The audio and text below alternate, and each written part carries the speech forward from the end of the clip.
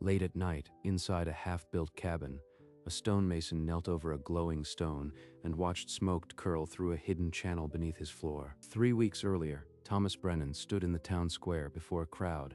Among them, a widow named Margaret Ellis watched with quiet dread. You laid a wall that cracked before the frost. Your work nearly buried my son. The wall was sound. The mortar was tempered for cold. You know it. The crowd did not care about mortar. William Harker's testimony convicted him, and the town council voted Thomas in exile, a dead man walking outside the law. He gathered his tools, a sack of meal, and walked into the high country, while the town that banished him returned to its thin-walled cabins on a cheap, wind-scoured hillside no one wanted. Thomas started to dig, not a foundation, but a trench, something long and hollow. They'll call it madness. Good.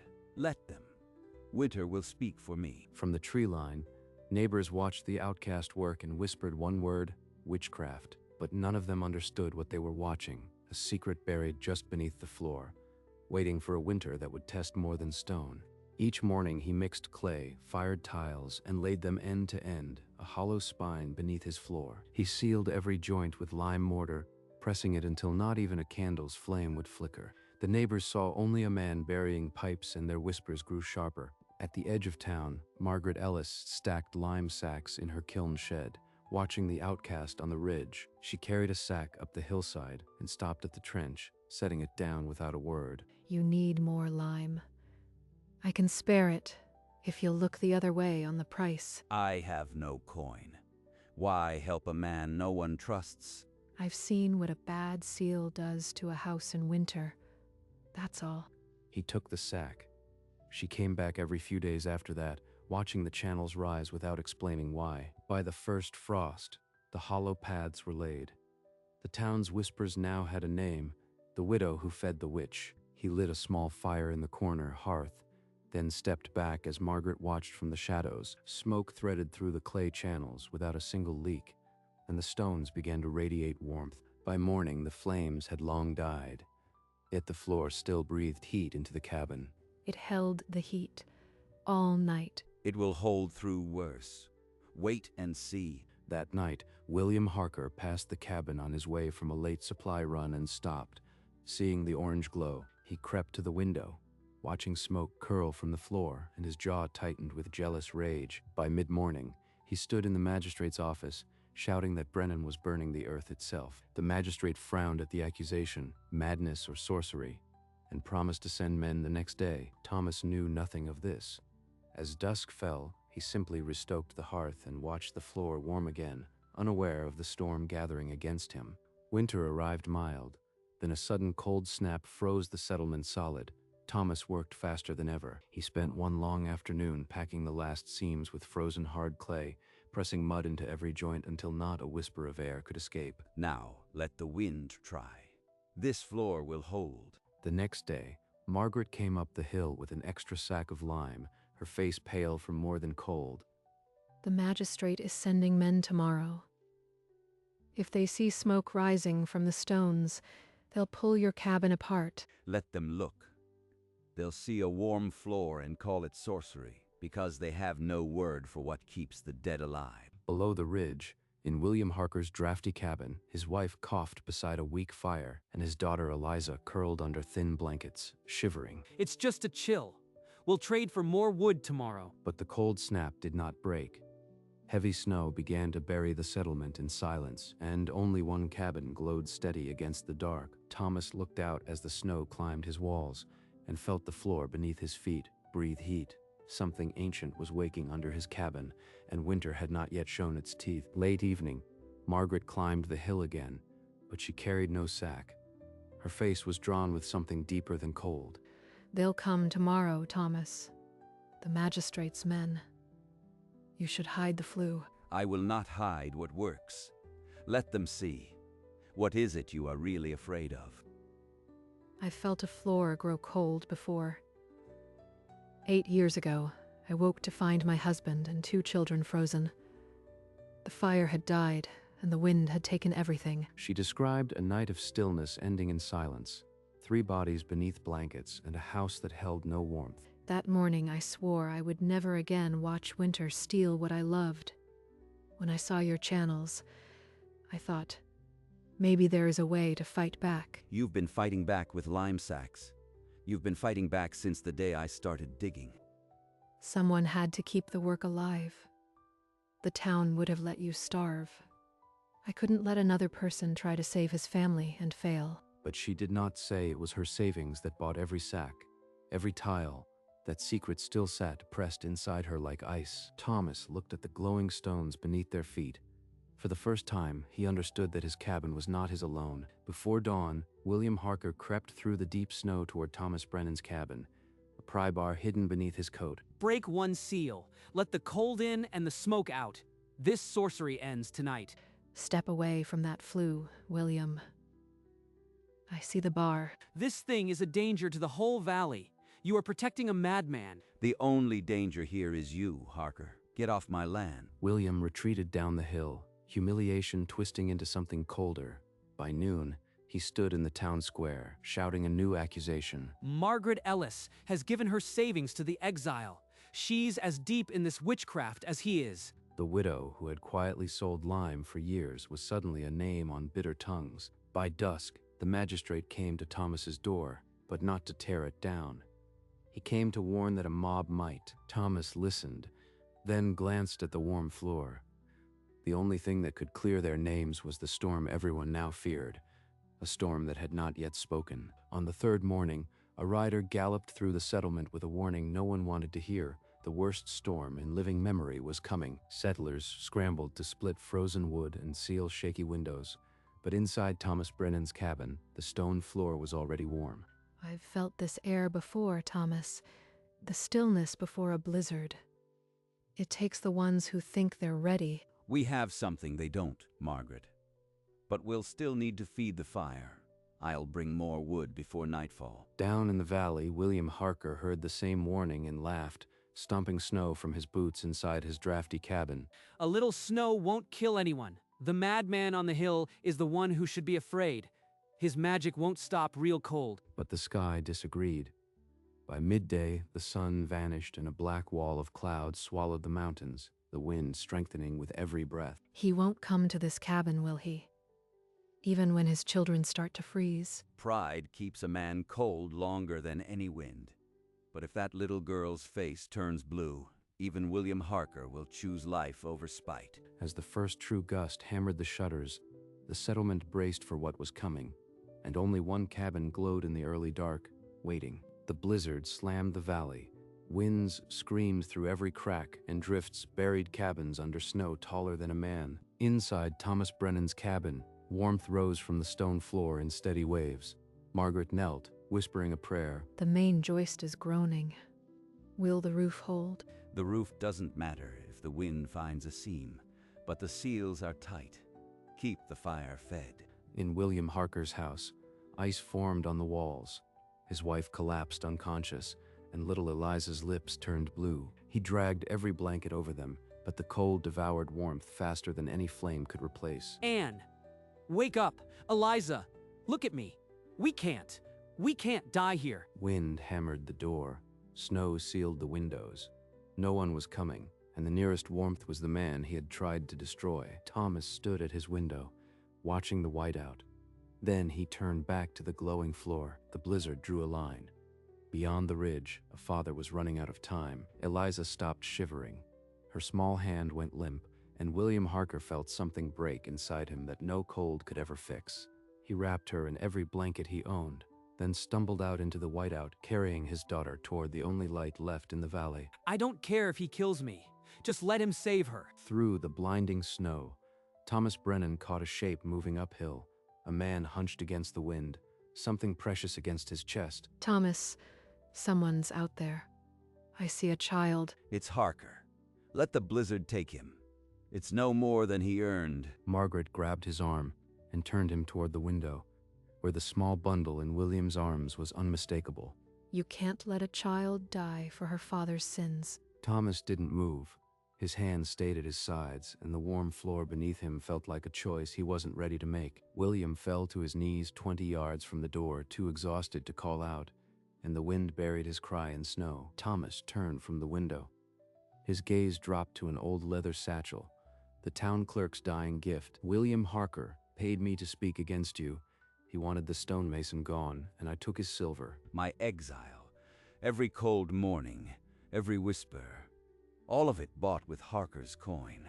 His hands trembled, not from the cold, but from a fury that burned hotter than the stones beneath him. Thomas, what is that? Proof. Harker paid for my life. He paid to ruin me. Outside, the blizzard screamed as if feeding on his rage. Inside, Thomas felt the heat of his own fury rise. She's still innocent, Thomas.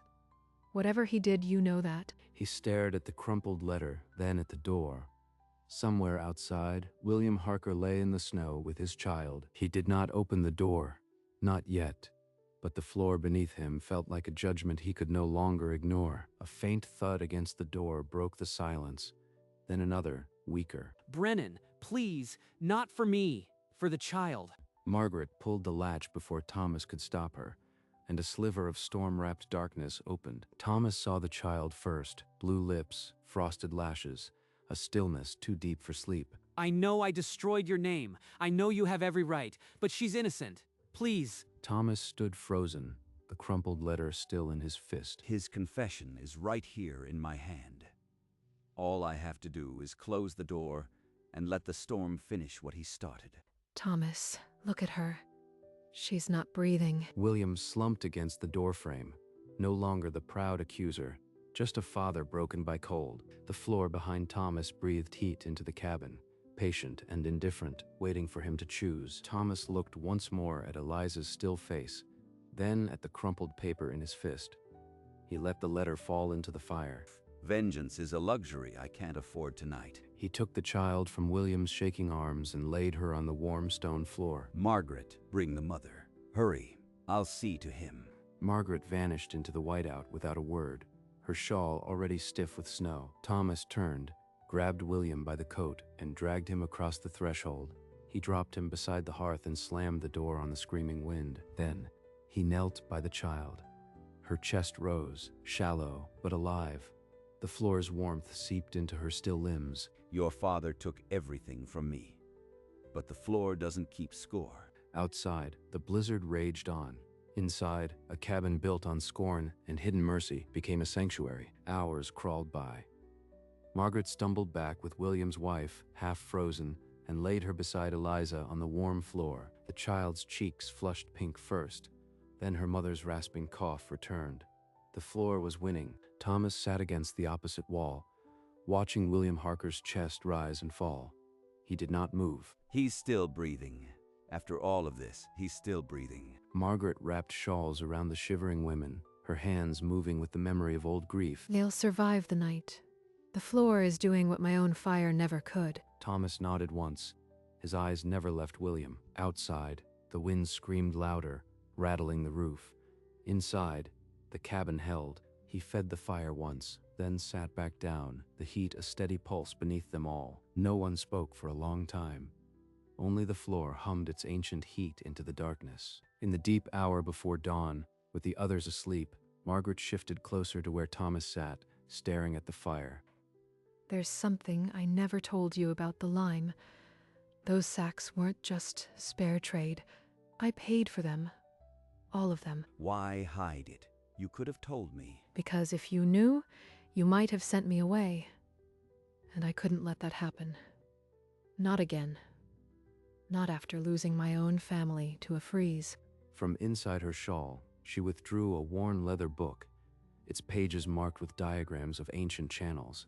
My husband studied the old Romans. He believed their floors could save lives here. He died before building it, but I carried the idea like a ghost. She didn't just fund this cabin. She dreamed it before I ever lifted a shovel. She closed the book and looked at the sleeping child, the wife, the man who had tried to ruin them both. This floor was never just yours, Thomas. It was the answer I promised my dead. And tonight, it's keeping that promise. Thomas said nothing. He just nodded, and for the first time, the weight of his exile felt less like a sentence and more like the beginning of something. William Harker's eyes fluttered open to the sound of his wife coughing and the sight of Eliza's cheeks pink with warmth. Anne, Eliza, You are alive. How? Papa, the warm floor saved us. Mr. Brennan let us in. Thomas stiffened as the child hugged him, his hands hovering awkwardly before settling on her head. She's just a child. Don't make her pay for his sins again. Brennan, I don't deserve, but thank you. Thank you for my family. Margaret moved to William's side, helping him to a bench, her own eyes glistening. Save your thanks. The floor did the work, not me. But his voice had lost its edge, and when Eliza tugged his sleeve, he didn't pull away. The cabin held a fragile peace, warmed by more than just the ancient channels beneath their feet. The blizzard finally died. The wind didn't ease, it simply stopped, leaving a silence heavy as the snow. Thomas cracked the door against a drift and stared at a world erased. No trees, no road, only white. One by one, shapes emerged from buried cabins, neighbors shivering, drawn by the thin trail of smoke rising from his chimney. They trudged through the deep snow and found William Harker's family alive on the warm floor, a sight that silenced every tongue. Margaret opened the door wider, and the settlers filed in, their faces moving from shock to wonder as they felt the heat. A man knelt and touched the stones. "It's not sorcery," he murmured. It's life." Thomas stood against the wall, saying nothing, but the awe in the room spoke for him. William, still weak, looked at the faces of his neighbors and felt the weight of his own deeds press harder than the cold ever had. Mr. Brennan's floor saved us. Word would spread. By nightfall, every survivor knew the exile's cabin was the only reason anyone was still breathing. As the sun climbed higher, the survivors gathered in the snow outside Thomas Brennan's cabin. William Harker, pale and trembling, stepped forward before them. The exile was a lie. I paid the clerk to speak against Thomas because I wanted his land. Gasps cut the air. The elders who had once cast Thomas out stared at William in silence. So now they know. The town magistrate, who had survived the storm, pulled an official seal from his coat. He pinned a new notice over the exile decree. Exile revoked. Thomas Brennan, citizen in good standing. Thomas didn't move. He simply looked at the paper, then at William, who wept openly. It's not the paper that matters, Harker. It's what those channels did. The settlers turned toward the cabin, where the ancient warmth still radiated from the stones, a truth no decree could undo. Before the murmuring could grow, Margaret Ellis stepped from the crowd, her shawl dusted with snow, and raised a worn leather book. This floor wasn't built by a witch. It was born from the coldest morning of my life. She opened the book to a fading ink drawing, hollow channels under stone, the forgotten wisdom of Roman hypocausts. My husband studied these drawings. He died before he could build them. I spent my savings on lime and clay so Thomas could finish what the Romans started. The crowd froze, not from cold, but from the weight of understanding. William Harker stared at the snow. Thomas didn't speak, but he moved to stand at her side, a silent acknowledgement of the debt he never knew he owed. That storm was the worst I've ever seen. But this floor did what no hearth could. It's not magic. It's memory. And it's still warm. The magistrate lowered his seal. For the first time, the settlement looked at the exile's cabin and saw not a threat, but a gift. No decree, no confession could match what had just been confessed. The widow and the exile had given the valley more than warmth. They had given it a future. The settlers slowly moved toward the open door of the cabin, and inside, the ancient floor pulsed gently, a heart of stone. The blizzard was recorded as the deadliest in the valley's memory, snowdrifts that rose past a man's height, and winds that stopped lungs. But the story that spread farther was of the exile who ran smoke through stone and defied the freeze. Seal every joint with lime and clay. The smoke must travel, but the air must not. That's the secret. By the next winter, a dozen cabins glowed with underfloor channels. Smoke rose from chimneys, but the heat stayed anchored in stone. Eliza followed Thomas on his rounds, a small bucket of clay in her hands, her cheeks red with health. Will my hands ever be steady enough to lay the channels, Mr. Brennan? Steady hands come from knowing what you are building is worth more than the hands that build it. The snow depth pole became a marker not of loss, but of the threshold that had been crossed. Families who once whispered witchcraft now dug foundations for the ancient system the Romans had trusted and a widow had funded. The deadliest blizzard had not just been survived, It had midwifed a warmth that would outlast every memory of its cold. On a clear spring morning, William Harker carried stone for the new communal hall, his back bent and his hands silent. I used to want this land. Now I just want to be worth the floor that saved my daughter. Nearby, Eliza mixed clay with careful hands, watching Thomas level a long stone channel. You want to build a floor for the new families, Mr. Brennan? One that never goes cold. In the cabin, Margaret and Thomas bent over a rough drawing, a communal hall with a hypocaust twice the size of his own. The whole valley can gather here if the storm ever returns. No one will freeze again. Then we'll build it. I've laid enough channels for one life.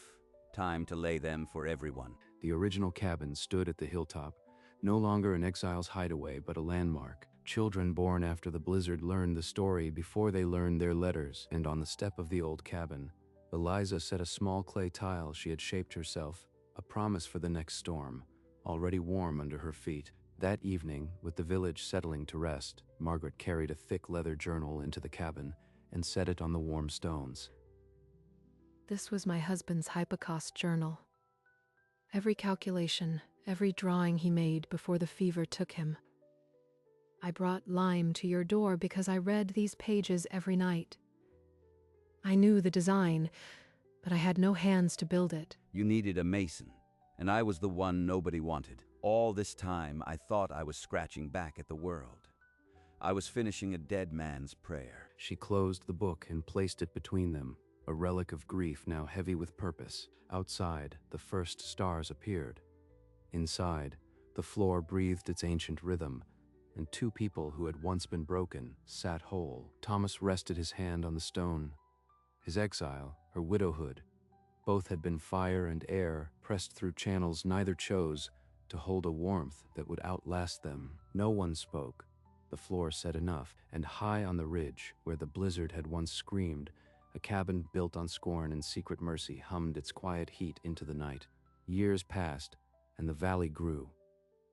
Every new cabin rose with hollow channels laid beneath its floor, smoke threading through stone like a promise kept. Thomas Brennan, gray-haired and slow of step, still tended his original cabin on the ridge. He fed the fire each morning and knelt to press the stones. Margaret had passed on after a full life, but her name was carved into the beam of the community hall. Ellis is beside Brennan, a partnership in wood on the anniversary of the blizzard. Families gathered in that hall, their feet warm on the stones, and listened as Eliza told the story of the storm and the exile. Thomas listened from his bench, a silent old man with a quiet pride, his hands resting on his knees. That night, alone in his cabin, he knelt once more before the flue. The amber light rose through the stone unchanged. It's still warm, just like she said it would be. He closed the flue stone and stood, looking out the window at the snowy peaks. The hypocaust had outlasted the storm, the exile, the widow, and now it would outlast him. The camera pulls back slowly from the doorway, out into the snow. The cabin's windows burn orange against the frozen night. A frontier mason, a Roman secret, a widow's grief, woven into a warmth that not even the deadliest blizzard could extinguish.